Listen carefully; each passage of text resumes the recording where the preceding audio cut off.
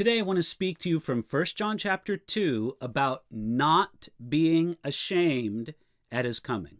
Again, our verse is 1 John chapter 2, verse 28, where we read this. And now, little children, abide in him, that when he appears, we may have confidence and not be ashamed before him at his coming. Have you ever arrived at a destination and been disappointed in the result? Years ago, there was a police officer in Connecticut who noticed a speeding car that matched the description of a robbery getaway car. So he started pursuit, and during the chase, the suspect made a wrong turn. He turned right into the McDougal Correctional Institution, a high-security prison. He then jumped from his car and ran right into the front office of the prison. The officer said, "I believe he thought it was a mall, but I've never seen too many malls with razor wire across the top." Now, in 1 John chapter 2, verse 28, John presented a challenging idea.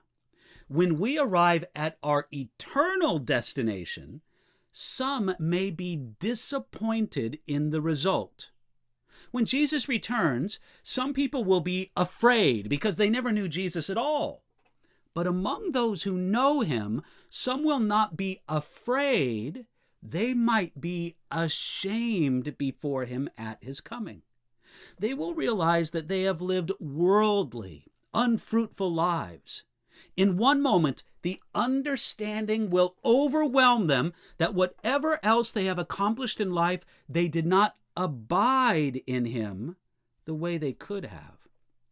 Paul the Apostle spoke of those who are barely saved. 1 Corinthians chapter 3, verse 15 speaks of the one who will suffer loss, but he himself will be saved, yet so as through fire.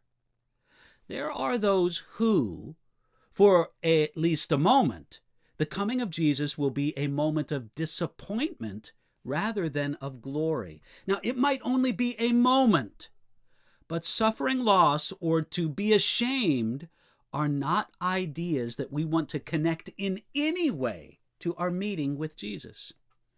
Now, some people might say, what difference does it make? As long as we make it to heaven, we're good. Not really. How narrow is the distance between barely saved and not quite saved? When someone asks, how little can I do and still make it to heaven? Or, how far can I stray from the shepherd and still be part of the flock? Then they're asking some pretty dangerous questions. Now, we wait for the return of Jesus, and we want to be ready for him. But we remember that the absolutely best way to be ready for his return isn't to be a master of every Bible prophecy. The best way isn't to retire to a monastery away from the wicked world. No, John chapter 2, verse 28 says it simply. If you want to be ready for the return of Jesus and know that you will not be ashamed before him at his coming, then abide in him. Live in Jesus. Make him and not yourself the focus of your life.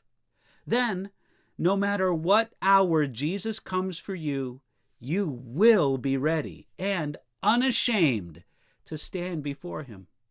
Do you want to be ready for the return of Jesus?